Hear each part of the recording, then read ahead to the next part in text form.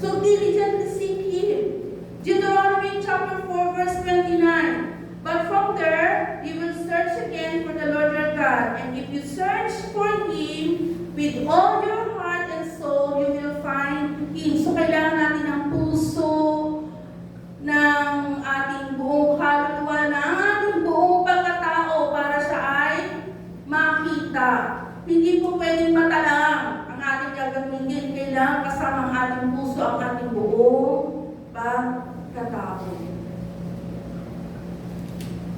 Kasi nagbabasa naman ako ng Bible, mata lang ang ginamit mo, nagbabasa ka lang ng Bible. So we need heart and soul to diligently seek Him, and surely we will find Him. Amen po ba? Submission means to mature in relationship with Him. Parang isang married life, mature in relationship with Him. So, kapag kayo ay kinasal, natututong mag-adjust ang bawat isa. Tama po ba? Nag-a-adjust ang bawat isa para magsama na maayos. Ganon din sa ating Diyos. Kailangan natin matutong mag-adjust. Diba sa mag-asawa, hindi ka marunong magluto, matututo ka magluto. Hindi ka marunong maglinis, matututo ka maglinis. Kung hindi ka marunong mag-toothbrush, matututo ka mag-toothbrush. Tama po ba? Kung hindi ka marunong maligo araw-araw, matututo ka maligo araw-araw. Nag-a-adjust ka. Kasi you are in a relationship. So, ganoon din tayo, mag-a-adjust tayo. Mahirap kung iisipin, pero worth it na tayo ay mag-adjust para sa ating Panginoon. Kasi sabihin mo, Sister Aileen, ako lang ba mag-a-adjust? Si Lord, di ba mag-a-adjust? Hello! Napakalaki ng adjustment na ginawa ng ating Diyos para sa atin. Siya ay hari, siya ay Diyos. Anong ginawa niya? Pumunta dito sa lupa upang ibigay ang kanyang buhay. Napakalaking adjustment para sa atin.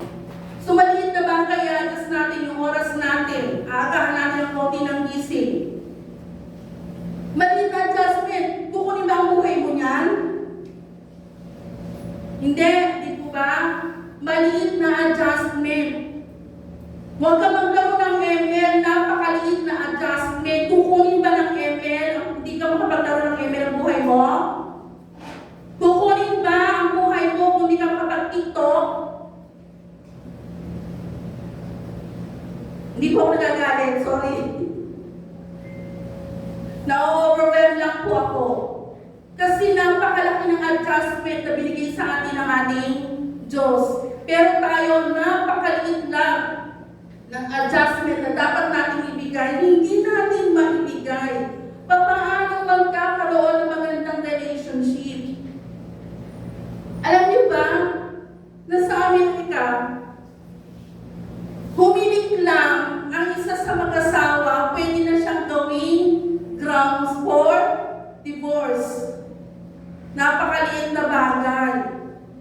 Pwede na maghiwalay. Di po ba?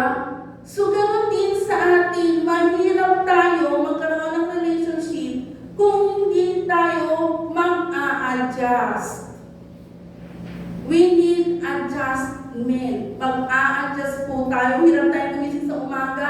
Kailangan natin piliting gumising ng maaga para tayo ay makapagkaroon ng panahon para sa ating Diyos. When somebody pray po, mag-intercede, kasi po nagkakaroon po tayo ng problema sa internet. Kanina pa po, kaya putol-putol po yung ating live streaming. Napakasayang po ng mensahe ng ating Diyos kung hindi mapapadala sa maraming tao yung kanyang mensahe. Kung pwede po sana, meron pong mag-intercede para po sa ating live streaming.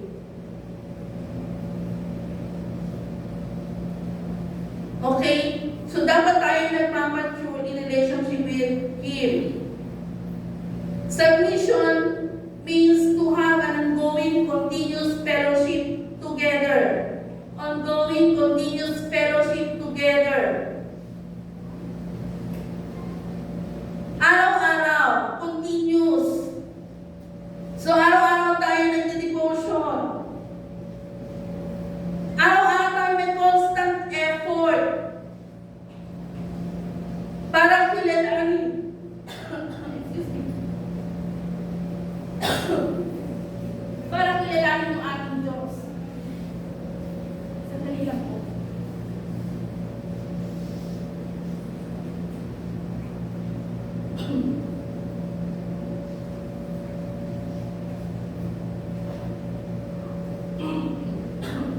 Medyo di na po ako sanay magsalita ng malakas at saka matagal.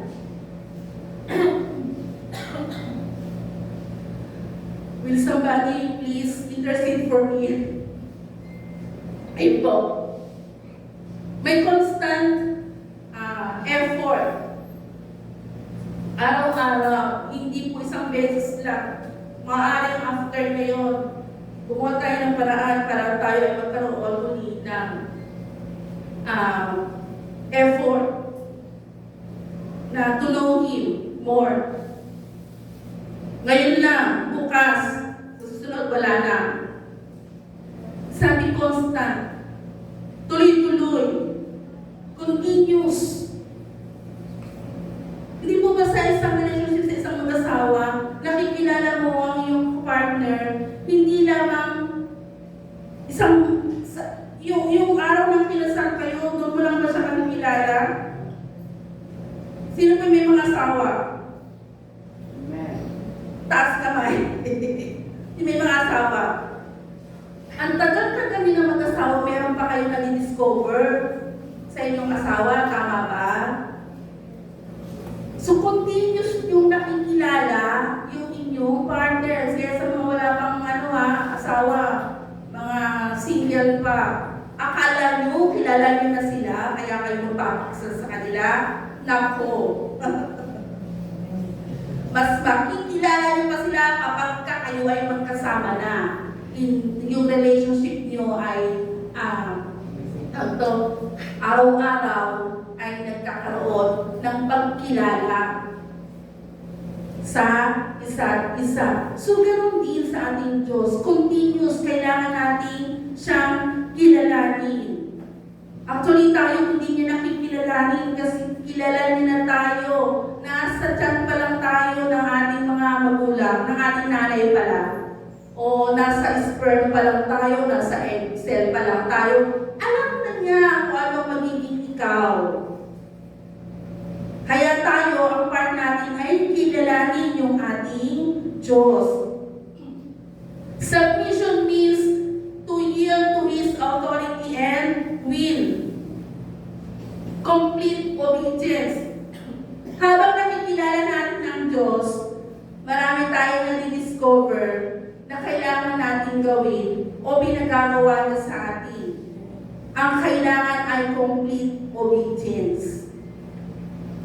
Kung hindi ka susunod, ibig sabihin hindi mo pa kilala ang Diyos. Kasi, ano man ang may pagawa sa atin ng Diyos, hindi natin nakikita anong kainilatnan. Pero kung kilala mo ang Diyos, susunod ka. Amen? Amen. Next, submission. Submission means to commit your life to Him and His control. No matter what, despite of ikaw ay magpapakilalim sa control ng ating Panginoon. Kasi alam nyo, He can control us pero hindi. He gave us free will. Ikaw ang magpakontrol sa Diyos. Tama? Hindi ka niya kokontrolin kung hindi ka magpapakontrol sa ating Diyos. Next, Submission means be willing to follow Him. Kahit mahirap, kahit masakit, susunod ka sa ating Panginoon. Tingnan niyo si Abraham, kaya siya tinawag na friend of God dahil sa kanyang complete obedience. Sabi nga doon sa nabasa ko, crazy obedience. Crazy, bakit? Sobrang laki na hinihingi sa kanya ng Diyos, pero sumunod siya. Sino bang hindi matino? Hihingin sa iyo anak mo, di ba crazy yun? Susunod ka, bigay mo yung papatayin mo yung sarili mong anak. That's crazy obedience. Ganun yung gusto ng ating Lord. Kaya tinawag siyang friend of God. Gusto ba nating maging friend ng ating Diyos? Napakasarap maging kaibigan ng ating Diyos. Kung masarap magkaroon ng kaibigan o best friend, mas masarap maging kaibigan ng ating Diyos. Try niyo po. So,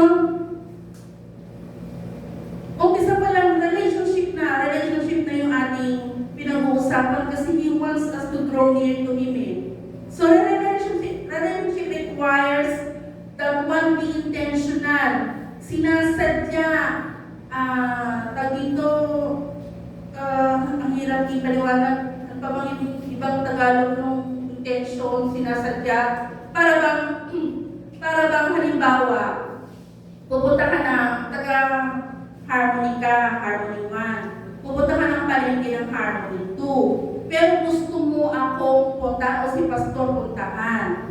So, anong gagawin mo? Samantalang ang lapit-lapit kung didiretso ka dito. Tama? Pero ang gagawin mo, iikot ka, intentional. Pupuntahan mo talaga si Pastor para lang makita o makausap ko siya bago ka pupunta ng palengke. Naintindihan na intentional. Sasadyain mo talaga. Okay? So, with God, it means being intentional and spending time to get to know the other person. Intentional.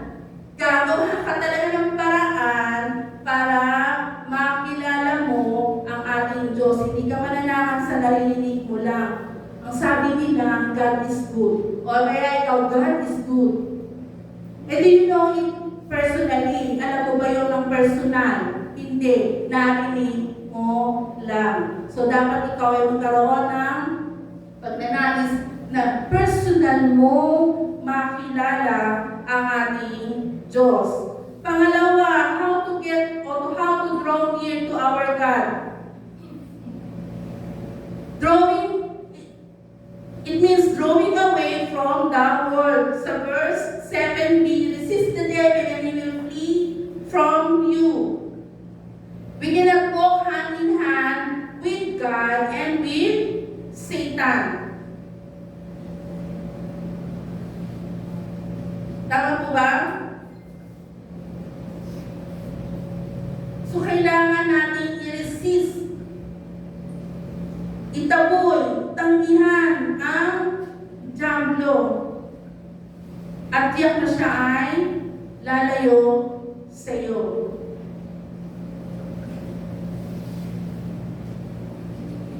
Alam niyo talaga itong si diablo ay wala talagang mabuting gagawin yan sa atin. Kundi tayo ay i-entice. Tayo. Hindi Tagalog. Entice. Hikayati. Oh, tama. Na,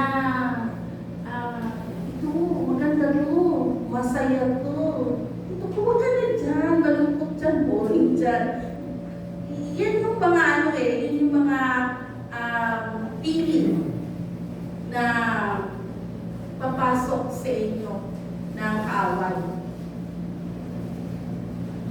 Katulad ng balik tayo sa Squid Game. Hindi naman sila lahat doon ay pusang sumali. Gets nyo, mayroong pumunta sa kanila para sila ay hikayating sumali. Parang ganun si Satan. Pinupuntahan tayo isa-isa para tayo ay hikayating lumayo sa ating Diyos. Pero ang ginawa nila, pinili nilang bumalik. Lumabas na sila umalis na sila dahil sa takot. Pero pinili pa nilang bumalik dahil mas matimbang sa kanila yung makukuha nila kaysa doon sa kapahamakan.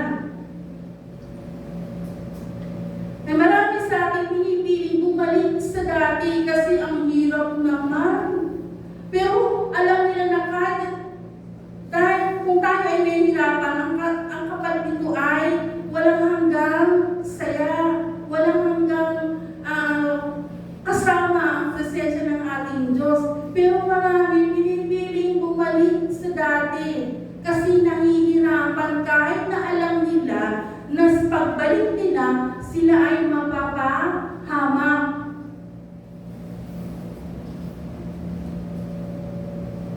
Resist the devil. Huwag natin siyang hayaang manalo over us. Binago na tayo ng Diyos. Huwag natin hayaan tayo ay bumalik pa sa dati. Relationship requires that one be intentional. Katulad sinabi ko kanina, kailangan magbigay tayo ng time intentional. Ngayon, intentional in conforming to Christ-like character. Hindi tayo mababago ng isang pitik lang, mababago tayo. Nung tinanggap natin si Jesus Christ, binago na tayo agad. Hindi po.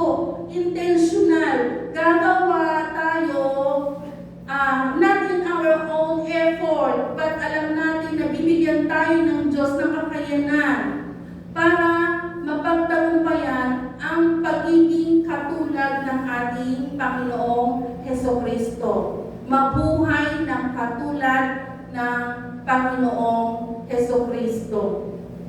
Intentional. Huwag tayong umupo,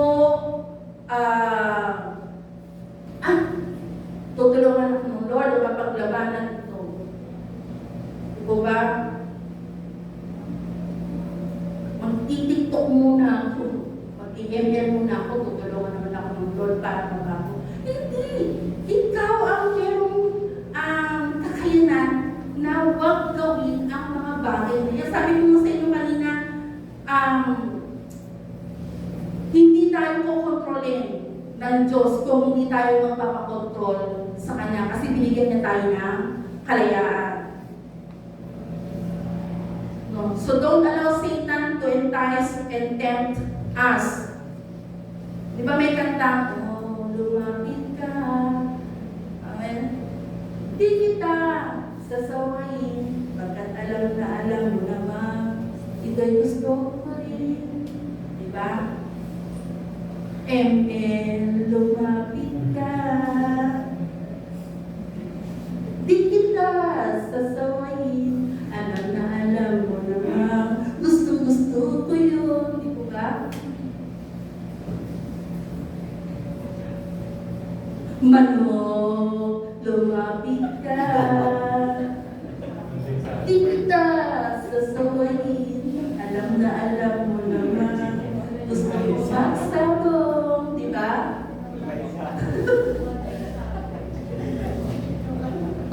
Ha?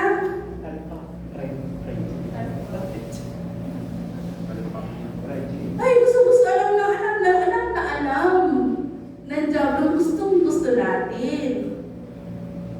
Di po ba? Pero anong dapat natin gawin? Resist it. Resist. Hindi yan aalis. O tukso, layuan mo ako. Di po ba? Hindi lalayo. Ini-entice ka nga niya, nakakit ka nga niya. Ikaw ang lumayo.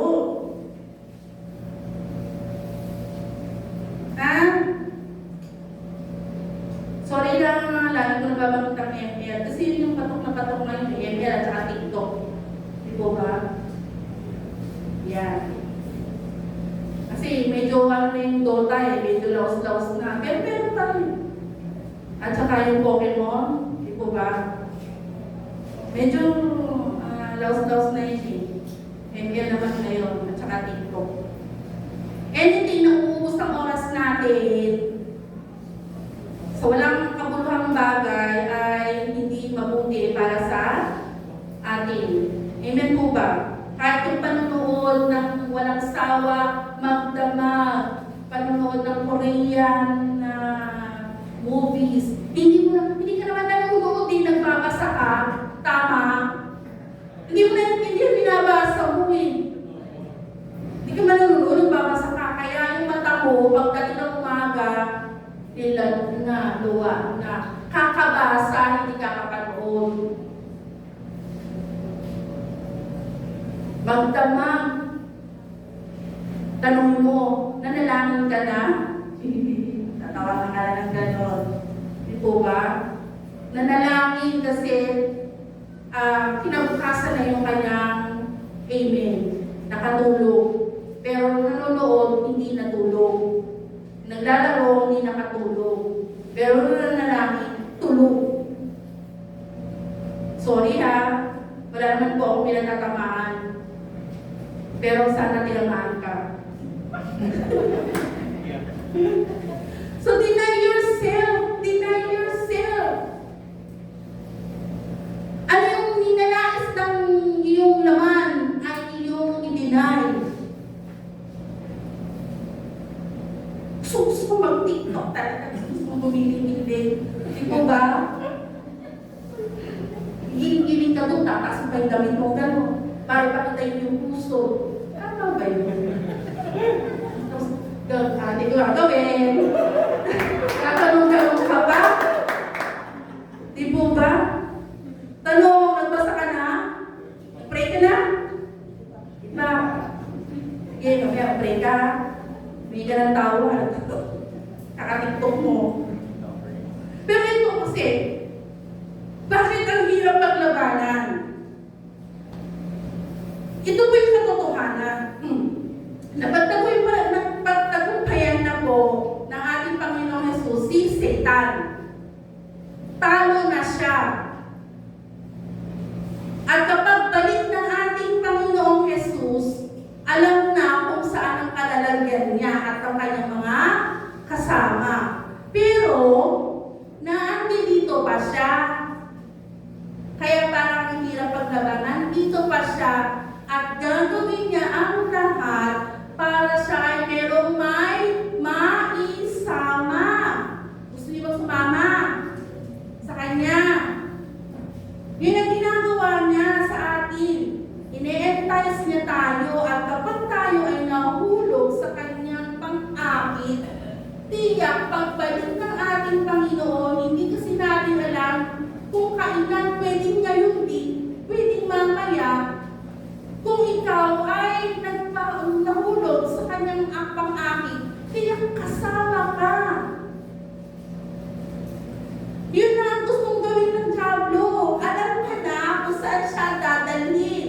Alam na niya kung anong kakahinatnan niya, kaya lang, parang may kinalamang tao at gusto niya may karamay. Idadamay ka niya. Hindi yan itigil. Ako lang pa magiging. O, alam na nga. Ako lang pa magiging. Gusto mo ba malaman kung sino yung mga nag-TikTok, kung sino yung mga nag-ML? Sabi ko sa kanya, hindi mo kailangang sabihin sa akin dahil nilalang ko sila. Kasi gusto niya magkaroon siya ng karamay sa kanyang pagkadiin. Ganyan ang Diablo. Gusto niya meron siyang karamay na mapunta sa dagat-dagatang aboy. O ayanin pa ba siyang ikaw ay apitin?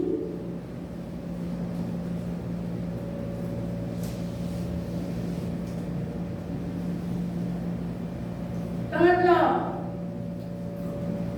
how to draw near to our God. Lead a pure life. So verse 7, 8b, wash your hands, you sinners, purify your hearts, for your loyalty is divided between God and the world.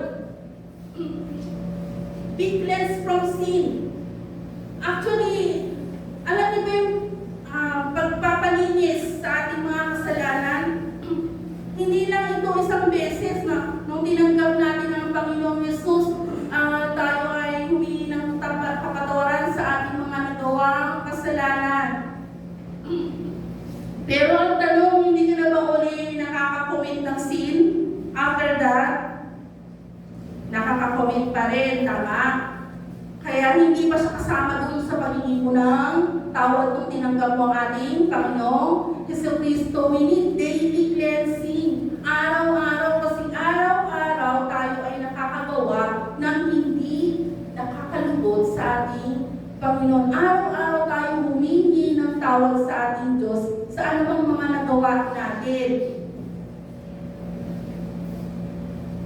Huwag natin kalimutan na hindi nung tayo ay nanalangin ng pagtanggap sa Panginoon, tayo ay malinis na. Yes, malinis na tayo, pero gumagawa pa rin tayo ng kasalanan. So we need to ask for forgiveness again sa anumang ating mga nagawang kasalanan.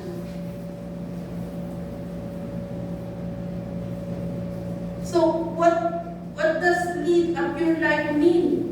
It means replacing your desire to sin with your desire to experience God's purity.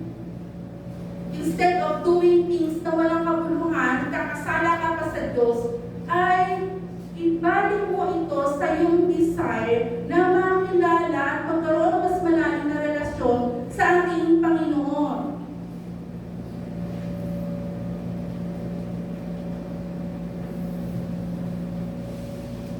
Diba? Instead na gusto mong ML ka na.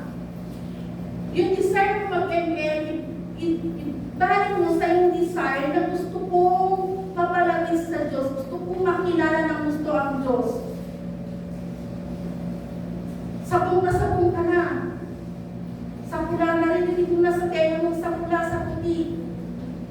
Ang hindi na sa tenga mo. Yung desire mo magsabong, ibalik mo yung desire na yan sa desire mo na makilala ang ating Panginoon. Sa desire mo na mas mapalapit sa ating Panginoon. May bagong series ngayon. Tatapusin ko to. Series 1 hanggang 10. Kailangan matapos ko to. Walang tigil. Instead of watching na series na ilang oras na ginugugol, buong maghapon magdamag para matapos mo yung series 1 to 10, bakit hindi mo ibigay yung oras mo sa kilalanin mo ang iyong Panginoon?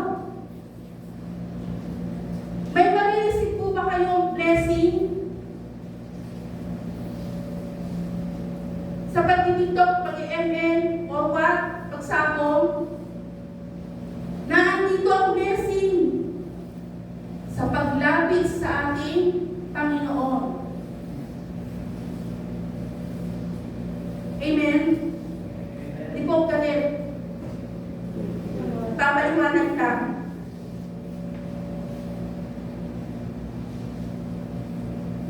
Intentional dapat tayo, intentional in submission to His will and in continuous basis.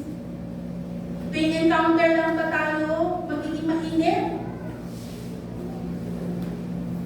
Kaso walang encounter, so wala. Lamig na lamig. Tama? Alam nyo, ang mga pastor, mga leader, tumutulong para tayo ay mapalapit sa ating Diyos. Pero ang my personal o may responsibility na ikaw ay malapit sa Diyos ay ang iyong sarili. Nagigets yung sarili mo ang maglalapit sa Diyos. Kami, si pastor, mga leaders nyo, we can guide you, we can help you. Pero kung ayaw mo, walang mangyayari. Pero kung ikaw mismo ang gagawa intentional na mapalapit sa ating Diyos, tiyak, mapapalapit tayo sa ating Panginoon. Kaya ako, hands up talaga ako, natutuwa ako, pinapapasalamat ko. Yung mga tuloy-tuloy ng devotion kahit hindi chinecheck yung kanilang devotion ko. Tuloy-tuloy ng devotion.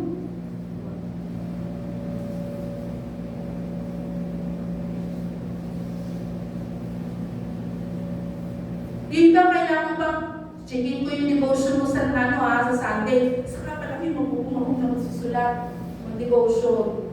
Kasi may mag-check.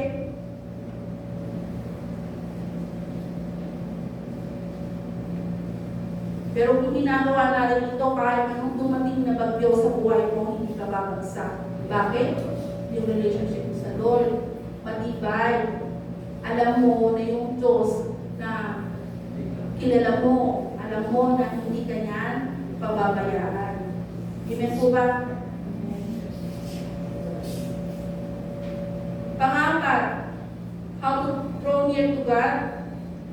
Let there be sorrow and deep grief for your sins. Ang sabi sa verse 9, let there be tears for what you have done. Let there be sorrow and deep grief. Let there be sadness instead of laughter and gloom instead of joy.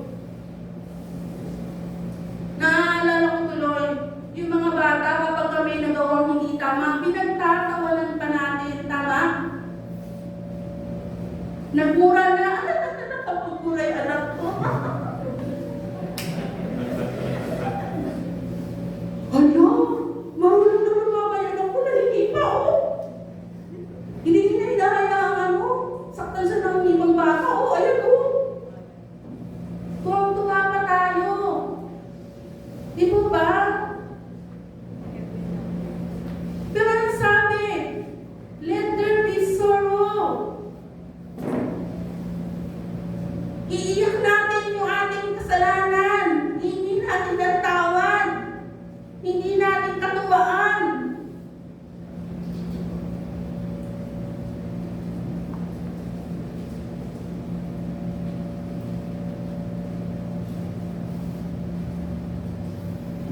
Huwag po tayong matakot na i-express yung ating nararamdaman sa ating maling nagawa.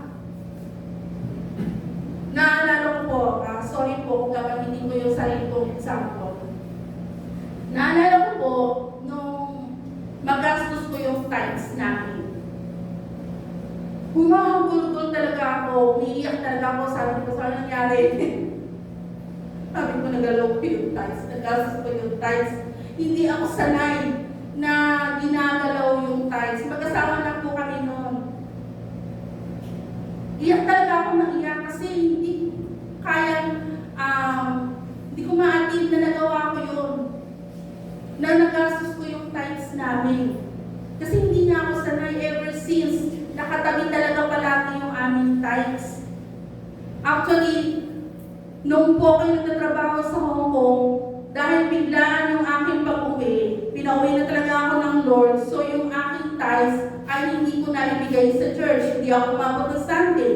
So inuwi ko siya, ang aking tithes. Nakakaisang taon na ako dito sa Pilipinas, yung tithes ko na yun naandoon pa din. Hindi ko pa rin nagagalaw. Sabi sa akin, Pastor Philip, ibigay mo na yan. Doon ko gusto ibigay, Pastor Sabi ko sa kanya, kasi doon ako, doon ako witness ng Lord na kanyang mga salita. So doon dapat kung dapat siya ibigay. Sabi niya, babalik ka pa ba doon? So dapat kung nasaan ka, doon ka na, doon mo na ibigay. So ganun talaga ako ka-very serious sa aking tithes, sa aking tithing. Kasi alam ko, babalik pa ako doon. Yun nga lang, medyo matagal-tagal bago ako nakabalik. Pero naibili ko na yung tithes. So ganun, grabe ang iyak ko, ang hagulgul ko nung magastos namin yung tithes. Pero alam niyo po ba, dahil sa nabasa ko, hahanapin ko ulit sa Old Testament, kung sinong gusto malaman, i-chat, i-PM nila ako, hahanapin ko muna ulit. Na kapag ang iyong tithes ay nagalaw mo, ibabalik po ang tithes mo noong tithes mo. So, ganun ang ginawa ko. Pinalik ko yung tithes ko plus 20% nung tithes ko. O, ganun po katindi kapag nagalaw natin natin mga tithes, hindi natin ibigay. You have to give back your tithes plus 20% ng tithes mo. So, ganun. Magkaroon tayo ng talagang matindi, pagkalungkot, yung talagang sorrow, mourning nga yung ibang salita talagang iniiyak mo na yung nagawang kasalanan, hihingi mo na tawad sa ating Panginoon. Panglima, sabi, humble yourselves before the Lord and He will lift you up in honor. Yan din po yung makikita natin sa verse 10. Humble yourselves. Alam niyo po ba, although we do not deserve God's favor, He wants to lift us up and give us worth and dignity despite our human shortcomings. Kahit tayo hindi karapat-dapat, tayo yung makasalanan, na tumanggap ng kanyang pag-honor sa atin, ito ay kanyang ibinibigay sa atin. Sabi nga po,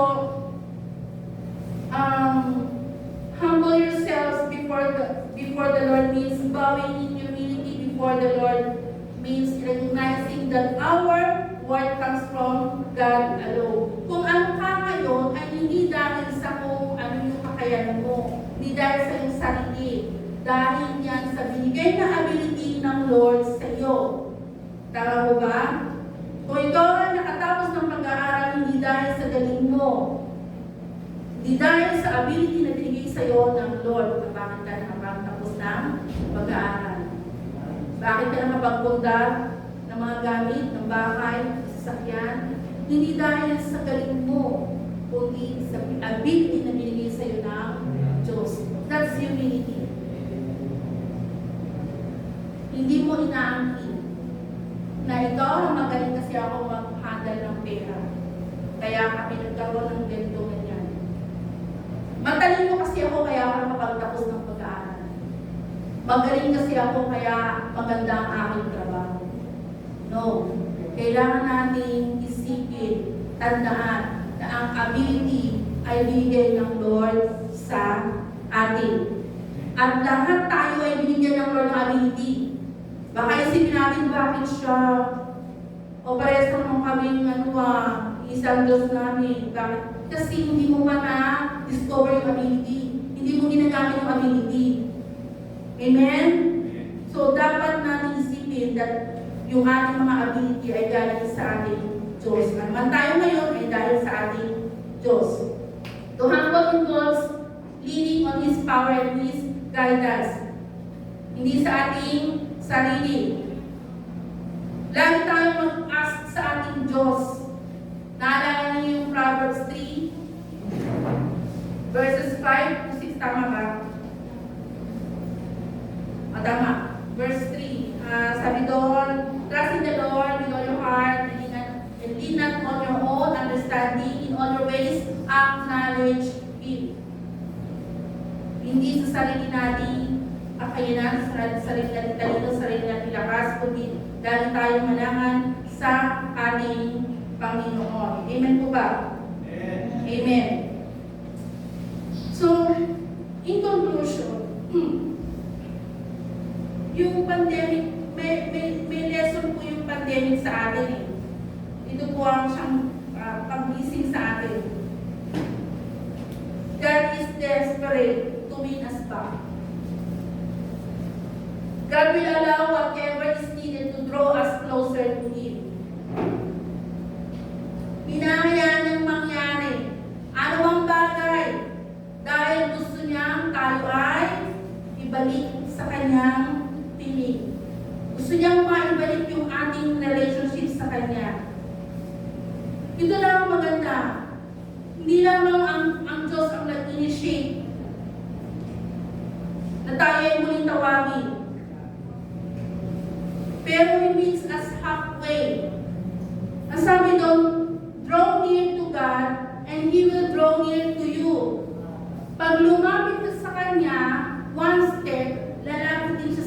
one step. Di ba ang bilis? Hindi katulad ng kapag tao, lumapit ka na, lalayo pa. Di ba? Lumapit ka na, gaganon pa.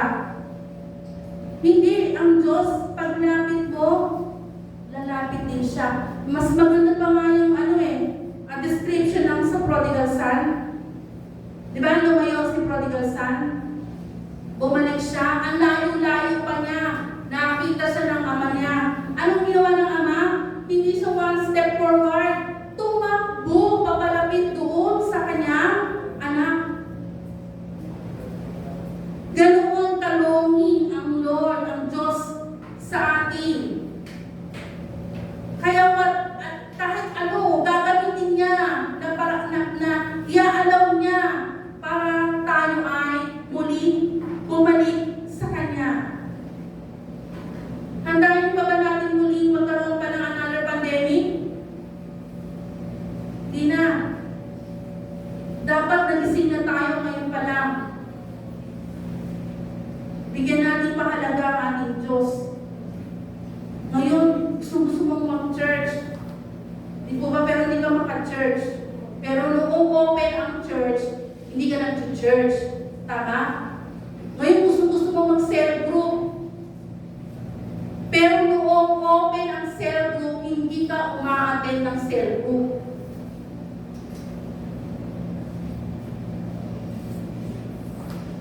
Di po ba? So, bigyan natin ng pahalaga ang ating Diyos. The nearer we come to God, the more graciously will He reveal Himself to us.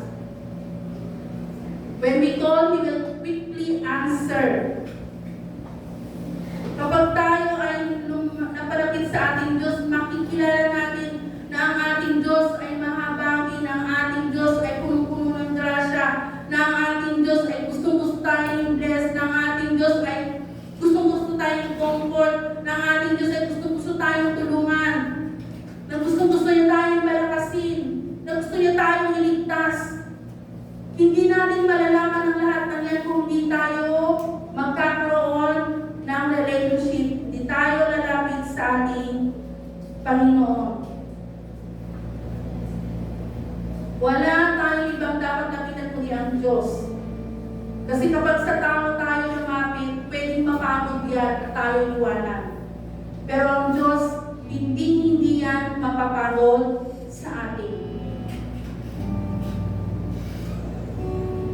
Pwede po ba tayo lahat tumayo? Examine po natin yung ating mga sarili ngayon. Ano ba ang ating current situation? Are you in trouble? Are you hurt? Are you burdened? Are you sick? Are you desperate? Are you anxious? Depressed? Afraid? Ano man ang iyong sitwasyon ngayon, gusto ng Diyos na tayo magkaroon ng move. Tayo naman mag-move. Siya na yung nag-initiate. So, kailangan tayo ang mag-respond.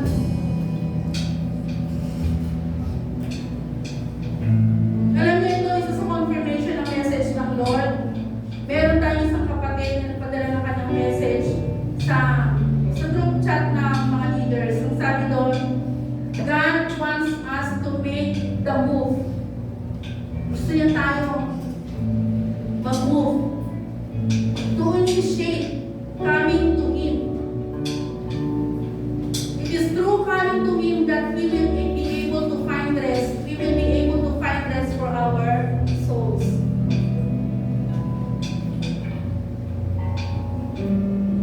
Hindi natin makakamtan ang rest ng ating soul kung tayo ay mananatili sa ating sitwasyon. Kailangan tayo ay lumapit sa ating Diyos.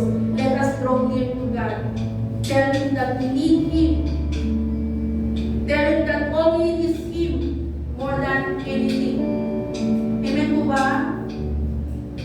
So, sige po, tayo po ay magkaroon ng pagmumulay-mulay sa ating pong sarili sa oras na ito. At ating nasabihin na mapalapit sa ating Panginoon. Sabihin natin sa Kanya that we need Him. We need you, Lord. Yes, we need you, Lord. I need you, Lord. More than yesterday, I need you more. More than words can say, I need you more. Than ever before, I need you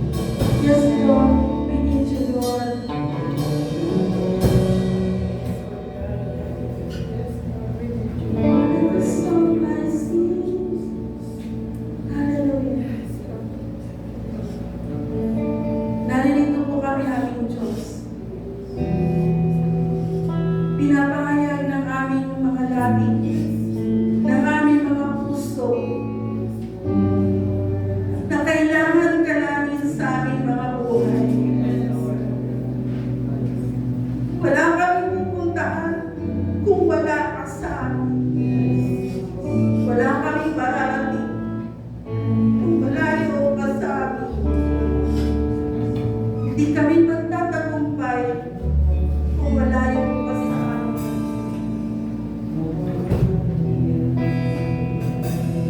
Salamat, Lord. Salamat sa iyong invitation. Na kung kami ay lalapit sa iyo, ikaw din ay lalapit sa amin.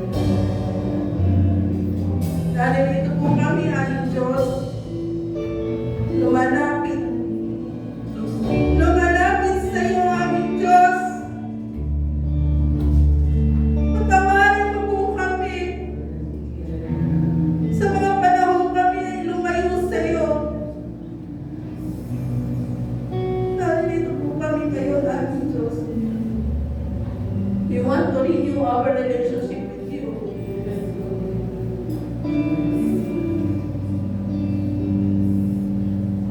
Gusto po namin muling maranasan ang saya, ang galang, na kasama-sama ka. Gusto po namin muling maranasan na araw-araw nararamdaman namin ang iyong presensya. Lord, touch every one of us. Ipuwi mo po kami sa oras na ito. Ipuwi mo po kami sa oras na ito. Malaya po kumilos manal na Espiritu sa bawat isa sa amin at mag-usap. Basta mo ang puso at isipan namin. Alam mo kung ano naman ang puso at isipan namin. Alam mo kung kami ay seryoso sa oras na ito. Alam mo kung bawat isa sa amin ay may desire na muli makapiling ka, makasama ka.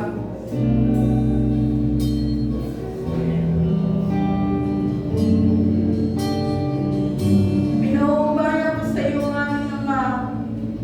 Pinaubaya ko sa iyo, Panginoong Jesus.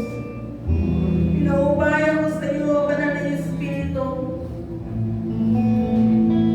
ang pag-minister sa bawat isa sa amin na naririto. Hallelujah. Salamat po, Diyos. Hallelujah.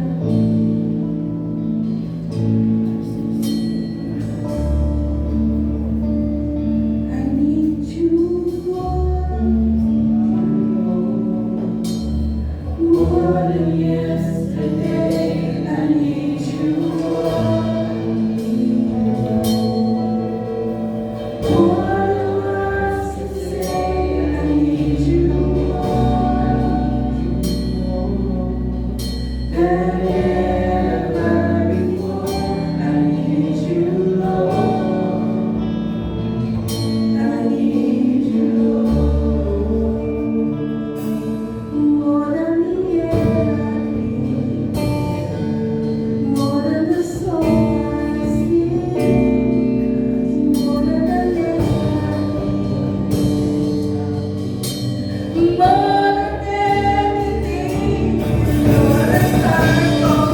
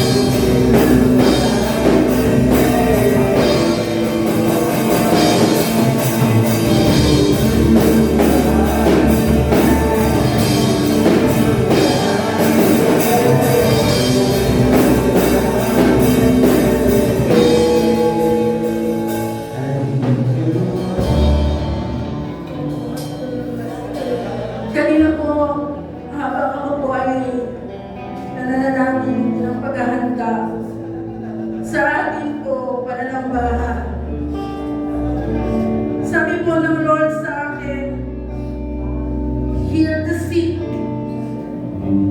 Sino po ba may mga karamdaman? Itaas po niyo yung kamay. Yung isang kamay, yung kanan itaas, yung kaliwa ilagay kung saan yung karamdaman ninyo. At kung meron pa po ba tayong live streaming, kung meron man po sa inyong bahay na merong sakit, itaas din po yung kanang kamay at ilagay yung kaliwang kamay kung saan yung parte may sakit. At kung meron namang hindi man kayo yun, may makamag-anak kayo o what, na may sakit, itaas din yung kanang kamay at panggitin niyo ang pangalan ng taong yan. Hindi ko po kayo palalapitin dito dahil hindi po tayo pwedeng magtikit-tikit. So yung itaas ang kanang kamay, hawakan ang pati ng may sakit sa kaliwang kamay.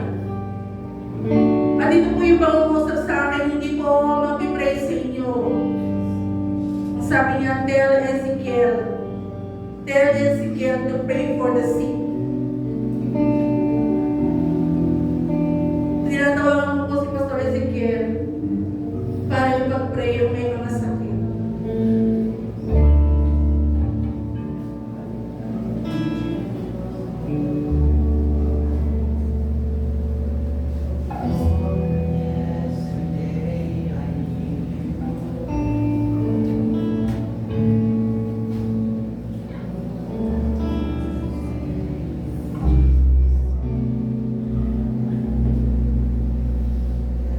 Yes, Lord God.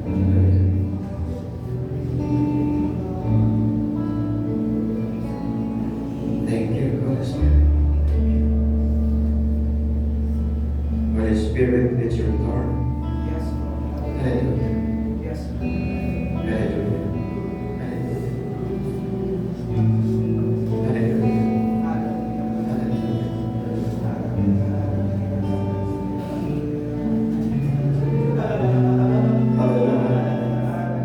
Hallelujah. Hallelujah. Ang lahat na naniniwala na sila ay gagaling sa araw nito, sila po ay gagaling. Ang tanong ko po sa inyo, doon sa mga may sakit o karamdaman, naniniwala po ba kayo na kayo ay gagaling? Kung kayo naniniwala 100% sa umagang ito, matatanggap ninyo ang kagalingan. Hallelujah. Hallelujah.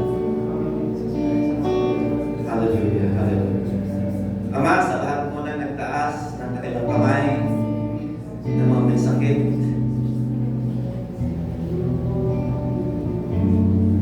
sa lahat po, Panginoon, na naniniwala na sila ay gagaling sa umagang ito, tanggapin naman nila ang kanilang pong kagalingan sapagkat kayo po ang aming magkakamot.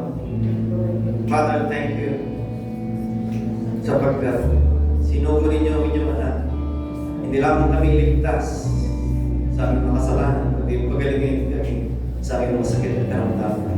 Father, in the name of your beloved Son, healing sa lahat mo ng may sakit, sa lahat na nagtaas ng kamay, sa lahat na naniniwalang sila'y gagaling, Father God, ngayon pa lang tinanggap na nila ang kagalingan mula sa inyo.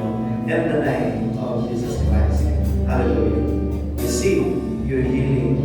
Receive your healing. In Jesus' name. Yes, hallelujah. Hallelujah. Hallelujah. Aming Ama, sa darating na Sunday, ibig po namin Panginoon may mga taong tatayo sa harap upang magpasalamat sa inyo. Magpupuri sa inyo dahil sa kagalingan na nilang tinanggap o aming Diyos. Yes.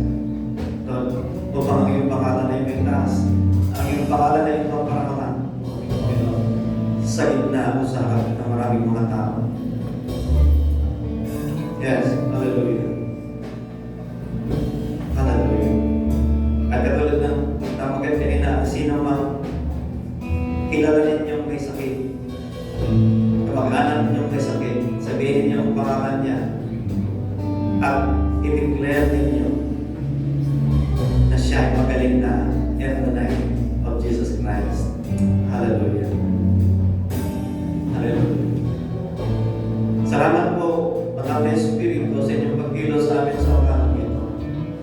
Salamat po that you touch our hearts. Thank you, Holy Spirit. Thank you, thank you, thank you. Thank you.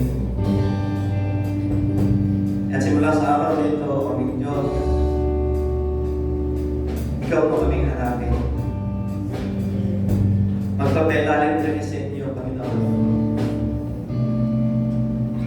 At lahat ng mga gumaling sa araw dito, kayo ay pinagaling ng Panginoon. Dahil ang Diyos ay may purpose sa buhay po ninyo. Ang katawan po natin ay kailangan ng Diyos sa kanyang ministry. Ang katawan po natin ay kailangan upang magsisilbing bihikulo ng kanyang Ebanghelyo ng Karyan.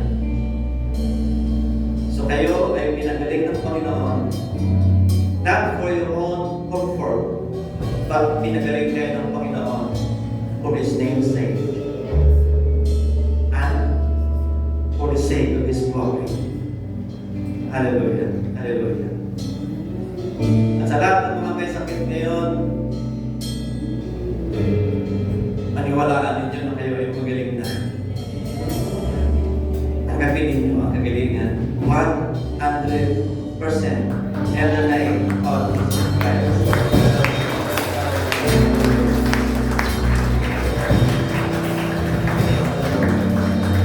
Aming Ama, salamat po sapagkat sabi ng inyong salita, you are the same yesterday, today, and forever, O Lord. Kung kayo nagpapagaling noon, kayo nagpapagaling noon, at sa Panginoon, sapagkat ang inyong kapagalingan ay hindi natadalian ng aming Diyos. At aming Ama, sa lahat ng mga nanonood na nakikinig ngayon, nagkapos po, Panginoon, sa Espiritu o ng Diyos ng anumang bisyo. Sa pangalan ni Kristo Jesus, I rebuke and bind that spirit in the name of Jesus Christ. And Father God, katulad ng inyong mensahe ng nakarang linggo, naparito ang inyong anak na si Kristo Jesus para na hilumaya. Ang dalangin ko na ang bawat isang narito ngayon ay makakalaya sa anong uri ng gapos ng kasalanan. In the name of Jesus Christ, hallelujah. At Ama, amin po pinag-welcome mo aming Diyos ang pag-take over ninyo sa church na ito, O Panginoon.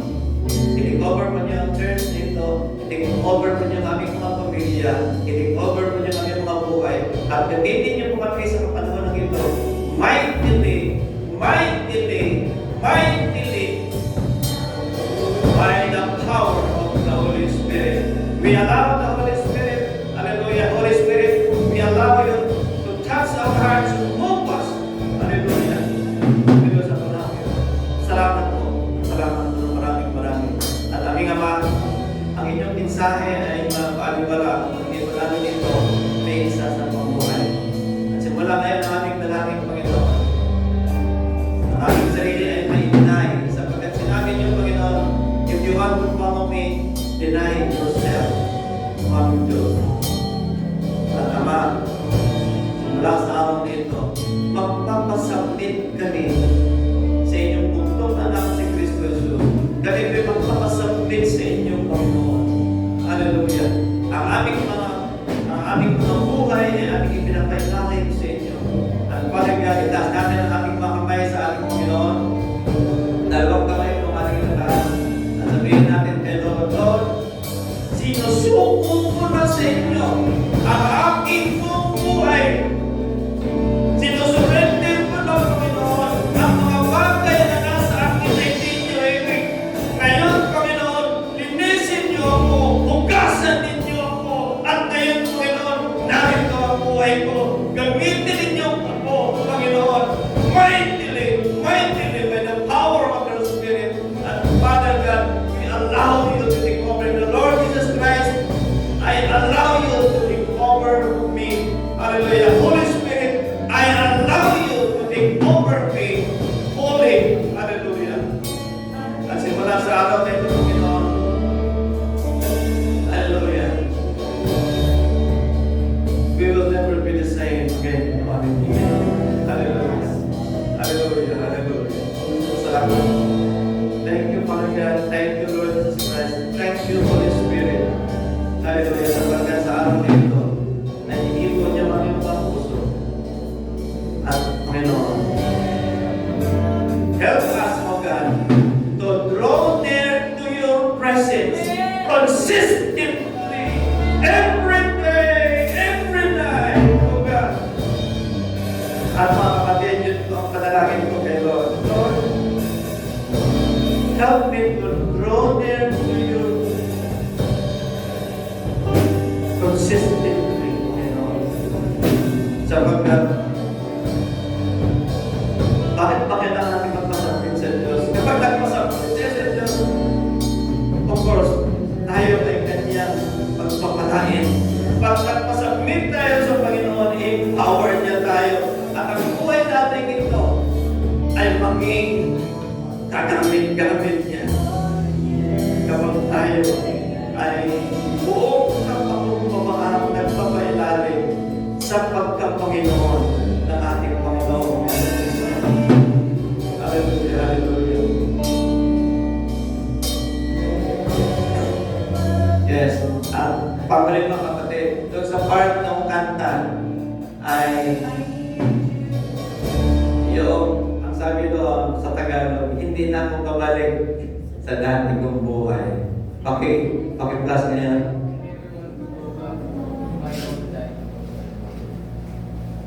Because I never want to go back to my old life.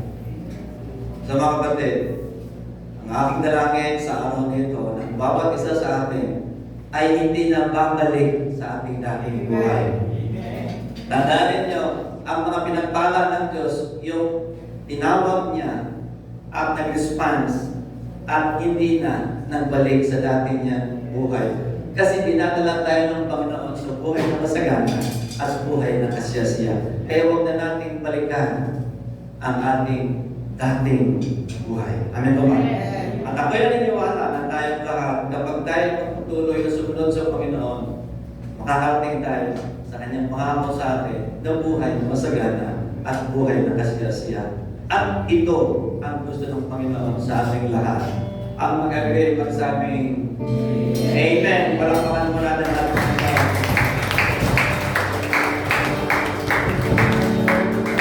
Ay, mula tayo sa tayo makaupo.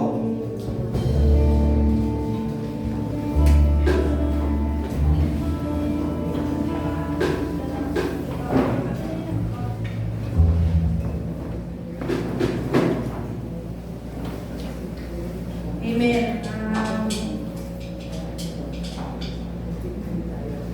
Naranasan niyo po ba yung presensya ng Diyos? Huwag niyo pong sayangin. Yun po yung aking gustong ipabot sa inyo. Kung naranasan natin yung presensya ng Diyos, huwag po natin sayangin. Umpisahan na natin muli at tuloy-tuloy po natin. Alam niyo po ang isang blessing ng tayo ay malapit sa ating Diyos. Na-open po yung door of communication. Nagkakaroon po tayo ng communication muli sa ating Diyos. Tapos, naririnig na natin yung kanyang instruction, naririnig na natin yung kanyang correction, naririnig na natin yung encouragement niya sa atin. Dahil wide open ulit yung ating communication sa ating Diyos. At isa pa, magkakaroon po ng closeness between us and our God. Yung fellowship, andun ulit. Yung friendship na andun ulit. I-enjoy po natin. Enjoy God's presence. Huwag po natin sayangin kung na-enjoy po natin ngayon yung presensya ng ating Panginoon. So sa mga nasa bahay, if you want to enjoy God's presence, treat your live streaming, yung panonood sa live streaming, nang parang nasa loob din po kayo ng church. Walang abala. Na talagang parang nasa loob ka sorry, nakapaanak ako. Nakatuon ka talaga sa pakikinig. Sarado tindahan, kung may tindahan ka, wala kang ginagawa, hindi ka naglalaba. As in, seryoso kang nanonood sa live streaming. At isa pa, parang maramdaman mo na nasa loob ka ng church, magbihis ka. Para bang nag-church ka, na nagbibihis ka. Kasi kaharap mo, ang start ba tayo nagbibihis pag pumunta tayo ng church, ng maayos? Dahil ba sa gusto natin makita ng kapwa natin na tayo ay nakabihis? Hindi. Dahil gusto natin presentable tayo kaharap ng ating Diyos. So, kung nasa bahay ka, magbihis ka din. Naalala niyo po nung wala po kami nakaka-church dahil isa kasi pastor. Nagbibihis po talaga, naligo kami ni EJ, nagbibihis kami ni EJ para sa panonood po namin ng live streaming. Nagsisend pa po nga ako ng picture doon sa aming group chat para makita nila na kahit nasa bahay kami, seryoso po kami nanonood at nakikinig ng salita ng Diyos. So, kung po pwede po yung mga timbahay, pwede po ba silang mag-post dyan sa ano natin, sa page natin? Makakapag-post sila dyan natin, Maika. Makakapag-post sila sa ano natin, sa page. Pwede sila, o yung mag-selfie po tayo, groupie. Forward na lang. O kaya i-forward nyo sa kay Ate Maika, o kay kanino, kay Ate Roxanne, sa amin, kay Ate Jana, i-forward nyo yung inyong mga groupie or selfie na nasa loob kayo ng bahay, na nakabis, nanonood ng live streaming. Amen po ba? Tapos po, iniiling po namin na kung kayo po ay nakaranas ng kagalingan, ipatutuo po natin yan. Kung hindi po kayo makakarating dito, ganoon din po, isend din po niyo yung inyong message. Ipasa niyo po para atin po maitaas ang ating Panginoon. Amen? So, ngayon po ay nais po natin batiin yung mga first-timer po natin noong midweek, noong Thursday. Sila Ray Junior Francia, Suzanne Bautista, Alexis Nantes, Dante, Billy de los Santos, Stewart Delphine, Eugene Nalua, at Trinity Borado. Welcome po sa inyo at nawa kayo po ay muli namin makasama. So ngayon po, hindi po kami nakapag-list ng mga new viewers dahil po nawalan po tayo ng connection. So hindi po talaga walang nakakapanood sa atin sa live streaming. Pero meron po silang nalista kanina, si Rimuel, Santino, Santileses, at si Kerr Dals. At parang meron po tayo, kung ba tayo? Nagbago? Asan na? Wala. Ay. Wala po. Sino po yung bagong dalo natin? Pwede po bang tumayo?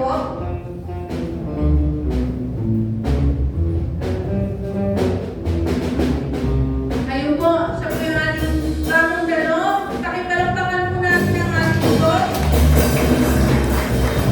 Welcome, kapatid. At salamat sa nagsama sa iyo.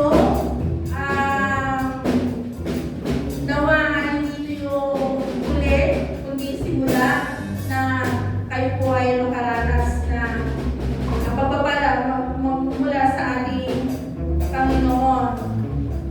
At gusto po rin natin batiin yung mga mag-birthday. Happy birthday, si Sister Jasmine Lopez. Bukas po siya. Birthday po niya, ka-birthday niya si Mama. At si Harleen, Arlito. Ano po si Harleen? Wala. Walang papakain. Tapos, happy birthday, Jess Tony sa 29. Happy birthday kay Rizaldo de la Paz sa 25 din po yan. Benzi Munoz sa 26. Isaiah Sibuan, ngayong araw na ito, nawa ay napanood ninyo ang aming pagbati sa inyo.